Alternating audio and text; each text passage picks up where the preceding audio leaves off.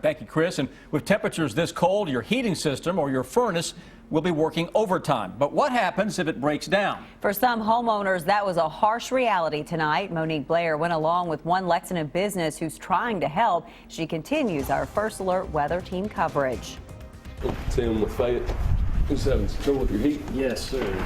Now is not the time you want to see this, a broken thermostat. The red wire, the power. Ben Scott says he was simply trying to replace his thermostat with a newer one when it stopped working. Hindsight's always 20/20. I wouldn't have done it had I known this would happen. HVAC tech Tim Jackson with Fayette Heating and Air says calls like this one are non-stop when temperatures are frigid as they are right now.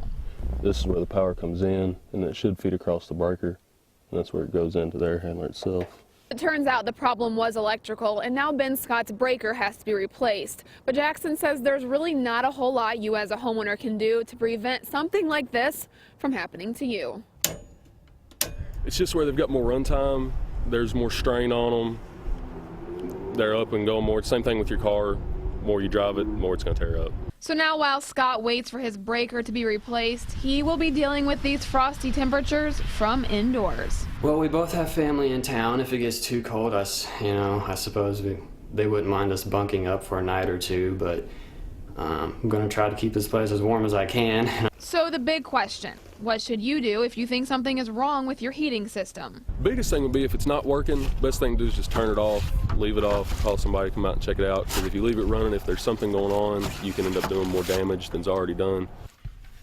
In Lexington, Monique Blair, WKYT.